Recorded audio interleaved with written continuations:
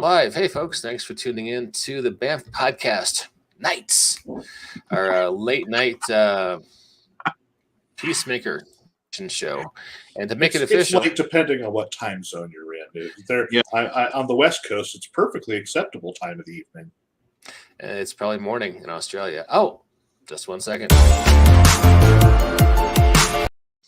That artisanally handcrafted audio video introduction assures you you're listening to a high quality, high production value podcast. Thanks for tuning in tonight, folks. First up, we have Christopher McLaughlin, the Ghost Show boss, here to talk with us once more about Peacemaker. How are you doing, Chris? I'm feeling like a proud American tonight. How are you, sir? I am feeling like proud American as well. And speaking of proud Canadians, there's Sean Avera. How you doing, Sean? Good to see you, sir. Well, you don't get more American than being Canadian. Canada is what we should have been if we hadn't made so many questionable choices along the way. I will posit. That's my thesis. Land, the guy cracking wise beneath me, the Brady Bunch grid, is Jacob Blackman. How are you doing, sir? It's a pleasure to be here as always. All right. The man. So, Peacemaker, maybe the least popular character from Suicide Squad. Somehow, he killed Flag. I would think Weasel would be the least popular character. If I had to choose between the two, I would probably pick a Peacemaker show over a Weasel show just because Peacemaker actually spoke. But it's a close thing. But anyway, everyone loves this show. I'm going to pick some clips on YouTube to show behind us as we're talking, and tell me what you guys thought about Peacemaker on HBO Max. Okay. Well, just to as a preface, if you want to watch the Peacemaker show, you really do need to see the new Suicide Squad movie, because it is the events that take place just before the series happens, and it is for many reasons why the series happens. Peacemaker is inducted into the Suicide Squad. He, through events, does things that gets him knocked out. I won't ruin the movie, but otherwise he gets put in the hospital, and the Peacemaker series itself exists with him starting in the hospital. Now, I do have to give one spoiler because it is major events. In that, during the Suicide Squad movie, Peacemaker kills Rick Flag because Rick Flag wants to expose why the Suicide Squad is doing their mission, and Peacemaker is against that because it will disturb the peace. And he is all about protecting peace, no matter how many men, women, and children he has to kill to do so. So he kills Rick Flag. And over the course of the series, that death really gets to him and changes who he is fundamentally. And you see that over the course of the series. So with that being said, we go into the new show, and we get to find out all sorts of fun things about him and his character, his family, and his new friends. Okay, so you kind of set us up on there. With you guys in agreement, this is an amazing show, and it's the new metric by which all superhero programming should be evaluated? I would disagree in that. It is a fun show. Yes, it is a show that I enjoy because I like seeing those kind of those C and D list superheroes and villains, and what life is like for people who exist in a world where literal gods are known to exist, and you have to deal with that. Jacob, are you stating that gods aren't known to exist in our world? What are you saying there, sir? This is a family show. You take that. Okay, I can't do it. I'm sorry. All right. Jacob's an atheist, folks. Putting that out there. I am agnostic. Agnostic. Okay. All right. I am agnostic. I'm very fond of frothy holiday treats. Chris, save me. I'm dying here, man. Talk. Oh, well, here's where I wish we could we could do like previously on Banff podcast and do some clips from our Suicide Squad review show, Yeah. because there's more, maybe more of a natural overlap between how I reacted to these two things. Um, it is like Suicide Squad. It's very James Gunn, and you will find it hilarious to the extent that you find James Gunn's stuff hilarious. And me, there were moments I was just doubled over and hurting with laughter. I mean, there are parts of it that are just screamingly funny. Now, I freely admit that, that really awkward, not always in great taste comedy is not everybody's jam. But man, if you've enjoyed anything that man has done before in the superhero genre, this is something that you may not love it, but you'll at least like it. And like Suicide Squad, there's sort of this like really jarring tonal shift to it, in that it wants, like, almost all of a sudden wants to kind of touch upon real world politics. And in Suicide Squad, it seemed really, really kind of ham fisted. It just kind of left what had been a really good, solid hour and a half movie with an overriding sense of, what the hell? It didn't make me hate Suicide Squad, but it was just like, why did you tack on an ending from another film here? This just doesn't seem to quite match up. But to Peacemaker's credit, if you can accept that all of a sudden we're going to stop doing really, really, really, really hilariously juvenile jokes and start talking about COVID era politics, it works a lot better. Because I think Peacemaker's take on the whole thing is a little more nuanced, a little more interesting than what he tried to do in Suicide Squad. So if you don't mind that tonal shift, and it is really jarring, it's really well, but again, I didn't find it so off-putting that I really like both these projects. It's noticeable. You notice it, and it works better. It works way better in Peacemaker, I think. And having seen them both, I think maybe the most original thing that I can contribute to this is, I think I have a handle on why the Zack Snyder fans really hate these two projects, beyond the fact that they hate joy and love and humor, kitties, puppies, Ukraine, hugs, compassion, charity, Ice cream, life itself, pizza. old school metal. Yeah. Okay. In that 1970s era Billy Joel. Billy Joel fucking sucks. Okay. Really, really. When he dies, I will happily start the fire on his funeral pyre. You didn't like The Stranger? My, No, if I'm in a good yacht rock vibe, I can make it to the end of Just the Way You Are, the song he wrote for the wife that he dumped to go be with Christy Brinkley. I think we're getting off topic. we might be right. Hey, But why the Snyder folk? Why the Snyder people hate this? Mhm. Snyder, for whatever his sins against many sins against man and God, deep down thinks that he is making serious statements with his superhero projects. Even if he's the only one not on the verge of crapping their pants at the guy spray painting false God on the Superman statue. Well, Gunn is kind of doing what Snyder wants to do and thinks he's doing, with a much, much, much greater degree of success.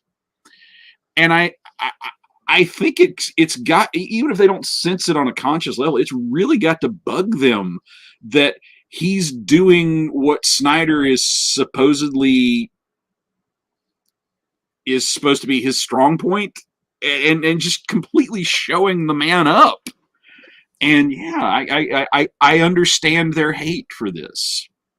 Personally, I see the differences between how Snyder presents superheroes in his films and how James Gunn presents superheroes in his films, much in the same way as the comic books and their differences between Frank Miller and Darwin Cook. Frank Miller is all about, we're going to make it edgy and dark. And Darwin Cook is over here telling the same kind of plot relevant topical stories, but everyone has a big smile on their faces as they rush into battle. Instead of let's go, team. Yeah. Wow. I'd never thought Darwin Cook is like the Steely Dan of comics, because it's like this smooth, happy music, and the songs are all about people hooked on heroin. Wow, that's brilliant. You see why I miss podcasting with you? I don't get this stuff when I'm just alone in my room crying and things like that I've been doing. Well, you don't invite me to the podcasts that are all about you and authors talking about shit. Well, in fairness, we haven't done one of those in about 3 months. So. Yeah. I got distracted by getting the actual books out. Looking forward to it. I'm still. Thank you. Thank you. And if you have 2,000 words on a sci-fi movie, and there's always space for you. Sweet. It's my jam band, man. Grab your jug and join on in, or your bass tuba or whatever you. I play a mean washboard.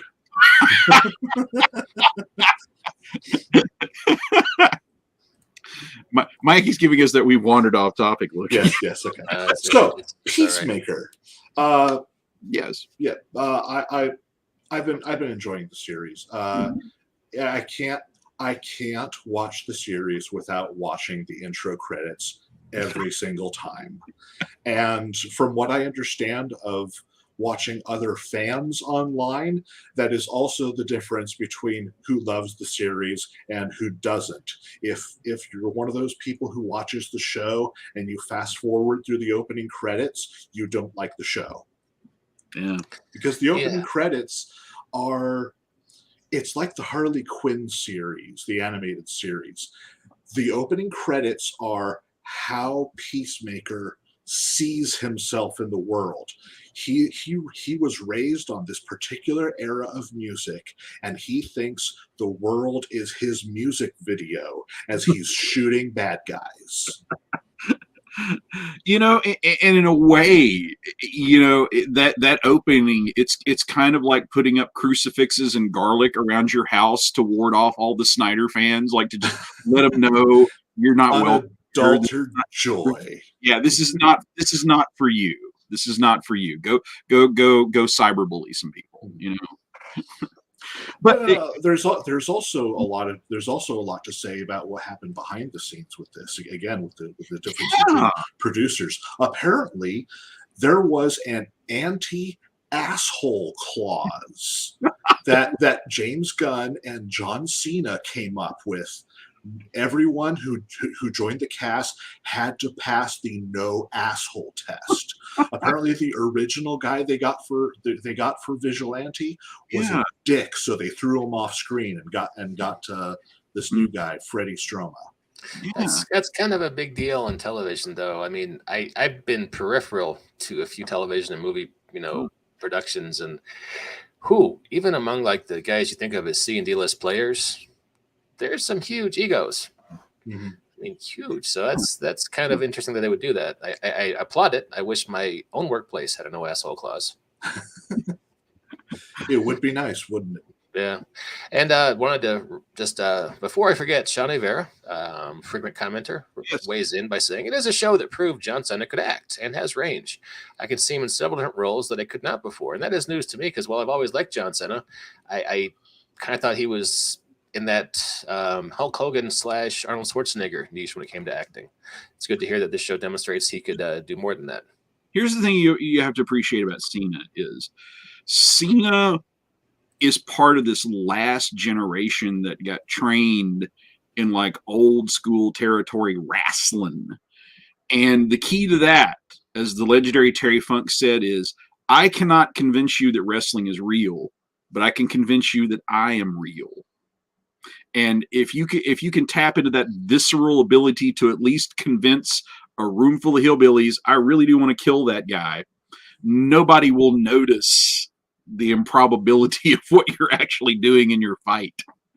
And you know, it does my old Southern wrestling heart good to see Cena making that work for more money than most wrestlers ever saw in their lives. Mm-hmm. But yeah, and when it comes to shows like this, I also love the fact that there's, you know, let's go for the obscure, and because they constantly are making references to other obscure characters, and you know, Peacemaker himself was a pretty obscure character. Yeah. I had never heard of him until I was watching Casually Comics. That was like a couple of months before they even announced who the characters were going to be on Suicide Squad. And she was talking, you know, occasionally she highlights a character, and it's like, this character who you probably never heard of. And Sasha was talking about Peacemaker and how he came about being, and the you know, his first issue, and how weird a character this concept this was. You know, he's willing to kill so many people just to bring peace. I was like, yeah, that's pretty Iron Age. And then, you know, they make the note of who's going to be in the Suicide Squad, and there's this guy Peacemaker. Hey, I know that guy. This right here was where I met Peacemaker. I was a big fan of Jaime Reyes as a Blue Beetle. Yeah. Before they decided that he was magic instead of being technological from the Reach, and they basically Peacemaker basically showed up to kind of be the wacky uncle / mentor in this book, and it was pretty great. I think I might be the only person reading it, but I really enjoyed it. And I didn't know any of his backstory there. He just kind of wandered on the screen and, you know, started saying, you know, quipping and saying, you know, grizzled hero stuff alternatingly. And it was added a nice dimension to the book. So. Well, speaking of backgrounds, much like we've always said, when you transfer genres, you always have to change things. His background in the comic has nothing to do with his background in the show, and his background in the show is amazing. Again, spoilers. His father is this obscure supervillain known as the White Dragon. So obscure, I had to look him up. There apparently have been several White Dragons, the majority of which are Hawkman villains, who are all of them, however, are generally allied with the KKK. And that's pretty much true on how they present him in this. They make him a kind of low-powered Iron Man in this, and in that he's still pretty smart. In that he develops his own suit. He has his own technology. All of Peacemaker's helmets do things, and they do different things based on the helmet, which you get to see over the course of the series. That I think is pretty fun. But yeah, you eventually get to see the White Dragon in action, and it's pretty neat. And the costume is very, very close to how it looks in the comics. It was very surprising. You know, the thing that really struck me about this character is because this seemed to be the one, like, I mean, and characters with father issues, obviously nothing new to Gunn, but you know, portraying one of these father figures as being just this really contemptible human being, all completely redeemable. That was new, and I kind of appreciated how I picked up pretty quickly. Gunn was not afraid to give this unrepentant racist a funny line. But I noticed it's like he would let White Dragon make a funny line, and then one of the minority characters that he was like cracking on would build off it and get an even funnier line that would just totally zing him. And I'm like, this is all in the family. This is you let Archie Bunker say something mildly funny, and then you give the extra funny line to the liberal that puts him in his place. And I'm like, oh my God, that's brilliant. You're adapting All in the Family for a superhero show. That's pretty cool. I really appreciated that touch. You know, it's easy to look down on some of those old 70s shows that Norman Lear did, but he really had the DNA of a lot of, comedy, in there. In fact, when the guys from South Park were doing their musicals, they went and talked to Norman Lear about it. Sean weighs in again saying, I first saw Peacemaker in the pages of the first Checkmate series, which was my favorite crossover of all time, the Janus Directive. I'm not familiar with that. I'll have to look that one up. Yeah, I only know him through Watchmen. He was Watchmen? Yeah. He was the inspiration for the Comedian. I did not know that. Yeah, all of the Watchmen characters are based off the old Charlton characters. And Night Owl is supposed to be Blue Beetle, and Rorschach is supposed to be the Question, that sort of thing. I didn't. Okay, I knew they were all based on Charlton characters. I didn't realize that was who the Comedian was based on. So that's interesting. Yeah, now. Yeah, well, while my wife and I were watching the show, I got to tell my wife about how the snake was sort of eating its tail, and Grant Morrison and Multiversity went back and wrote the Charlton characters in the style of Watchmen, which typical Grant Morrison was just brilliant on multiple levels. I love Grant Morrison so much, except when I hate him. No, he does. Sometimes he does amazing books, and his run on the JLA back in the 90s was he knew how to satisfy each fan of particular characters. Every book, Aquaman got to do something, even if it was just having a cool scene opening up the water tanks on the JLA moon base. Everybody got their shining moment, and he understood how to balance that. And then I started following him religiously, and I picked up a book like Sea Guy, which that's the horrible dichotomy of I love Grant Morrison, and then sometimes I hate him, because Sea Guy I would like to see him and get my money back for those comics, and maybe a nice shoulder massage to make up for all the time I spent reading them, because oh my God, there was no gratification in that experience at all. Well, as I read off of one of Jacob's script pages, like some artists, your love or hate on them will depend on who's inking them. Mm-hmm. Yeah. Morrison, who's editing him? It's going to be brilliant, but will it be coherent? Who's editing him? Or excuse me, they. I apologize. I understand Grant prefers they as a pronoun. I apologize. I'm 53. I'm working. Forgive me, people. Yes, they. I'm working on it. I've got Grant Morrison stories, but I'm going to refrain because we're talking about Peacemaker. Yes. All right, so season 2. You guys on board for that?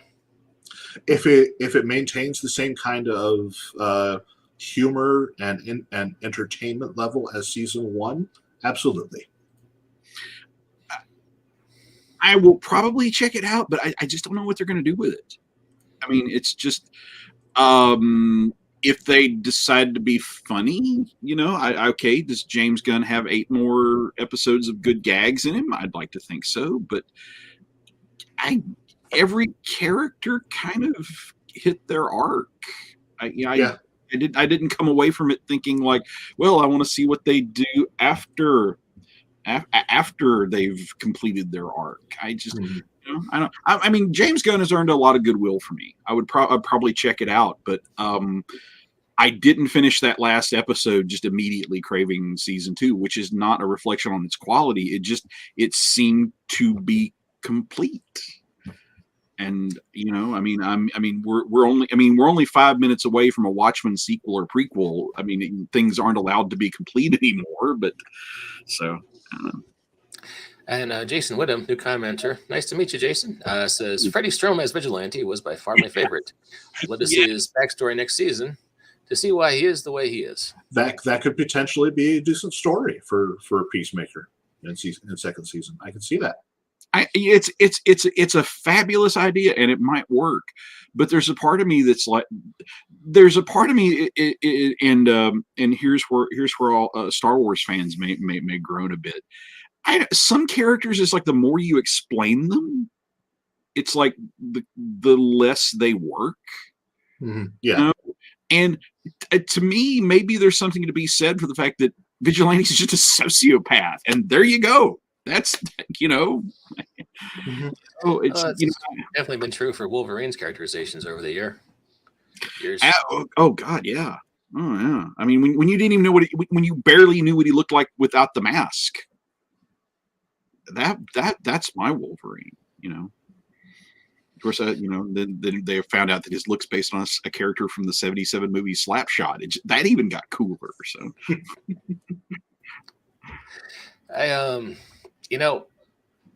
there is one thing I could be in for Watchmen prequel if we just saw Rorschach and Night Owl just out busting heads 70s style.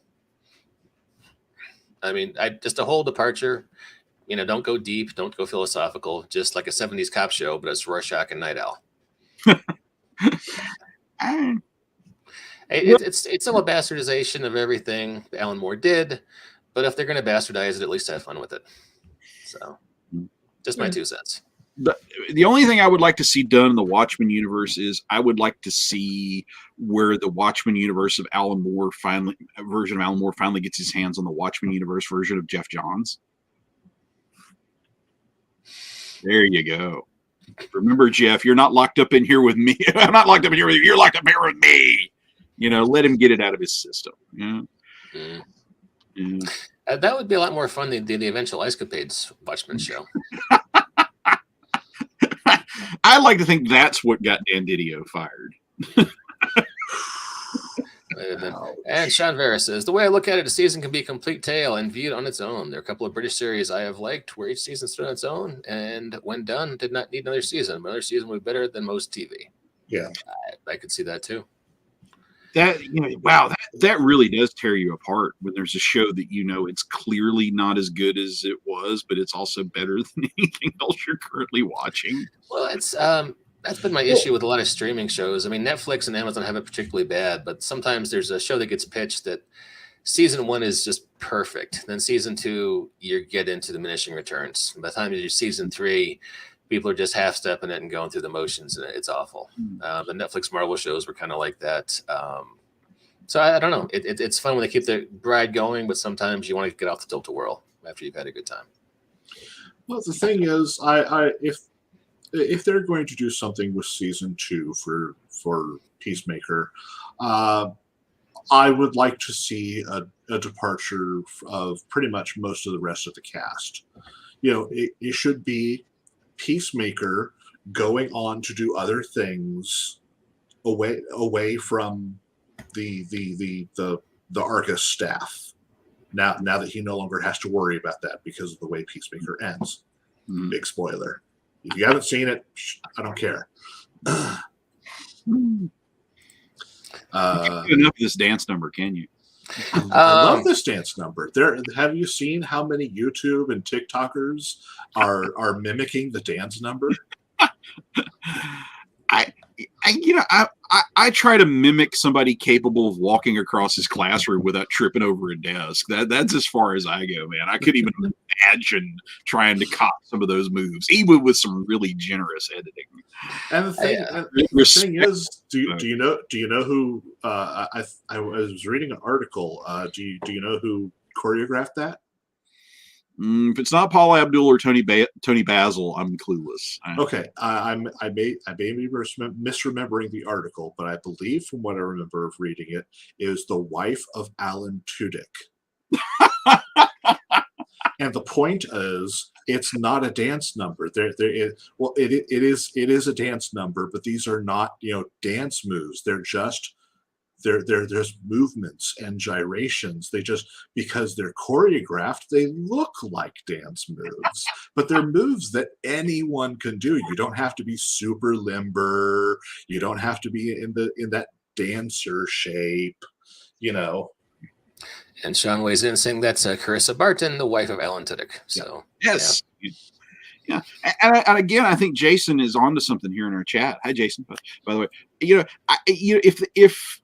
if they took advantage of the incredible back catalog of obscure characters. Yeah, give us more judo masters and vigilantes in the series. Give us more C-listers. I would like to see Beast in live action. Wait. I'm getting a message from the spirit of Julie Schwartz. Detective Chimp. Detective Chimp. Okay. Would we not love to see James Gunn's take on Detective Chimp? I think Detective Chimp would be wonderful. However, you need to keep in mind you want to keep the budget small. And if you bring in a character like Detective Chimp, that immediately makes the budget really huge because of all the CGI you have to do. That is true. I was halfway to phoning Andy Serkis, but According to Sean, Alan Tiddick was John Cena's stand-in during the opening practices. That's pretty cool. Alan Tiddick really is involved in every project these days. No kidding. Well, he's a fun guy, and he has lots of time, and when he's not doing his own show. we almost have to watch the new season of that.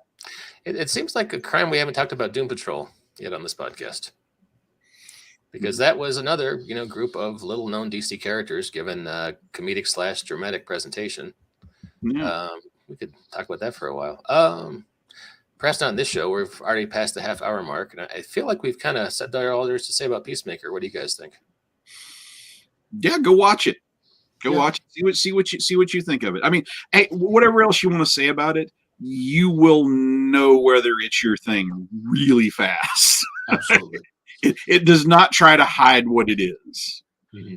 You'll either watch 5 minutes of it or the whole show or whole series. Excuse me. Well, I know that Jacob would argue with the statement that Jason Wyndham makes that Titans sucked, but I will definitely agree with Jason Wyndham that Doom Patrol was great. I have many things to say about Doom Patrol and Titans. For another show, perhaps. For another show. Yeah, I can see that. But yeah, DC has such a vast wealth of C and D list characters. Some of whom were popular for like 2 minutes back in the 60s or 70s. They could do, so much with that. Brother Geek. Brother Power. Geek. Yep. Samir says, read Doom Patrol before X-Men. And I read Doom Patrol before X-Men. I am a longtime fan. Yeah, it was a great concept, executed well at various times in the comics. Great TV show. So yeah, I haven't watched it since season 1 though. What's going on with that right now? Do you guys know? Yes. Okay. Jacob is staying on topic like a traffic cop. All right, that's cool, man. I respect you for it. It's got Brendan Fraser. It's got to be good. So, all right. Well, hey, let me play our handcrafted artisanal outro. I love that song. Always a pleasure. Sure thing. Jacob, always a pleasure. Thanks for coming on. Thank you. To all of our listeners and viewers out there in the internet land. Give me a quick shout out before we sign off. But right before I did the show, I was live streaming the first episode of season 13 of Mystery Science Theater 3000. Ooh. I wanted to send congratulations to all the awesome people at Onyx Path, because there was an ad where the MST people are plugging my good friend, the amazing gentleman Matthew Dawkins' superb game. They came from beneath the sea, making some pretty good gamer jokes and holding up his book and talking about making up characters. And that's one of as a lifelong Misty and a lifelong gamer, that's one of the coolest things I've ever seen. And very, very, very few people deserve that accolade and that recognition more than Matthew Dawkins and the folks at Onyx Path. So I salute you guys for seriously upping your nerd cred. Ooh, nerd cred. Yeah. All right, guys. And on that happy note, we will wrap up the podcast and we will see you next time. Good night, Sean and Jason. Thanks for tuning in. See you, Sean, Jason. Take it easy. Good night, everyone.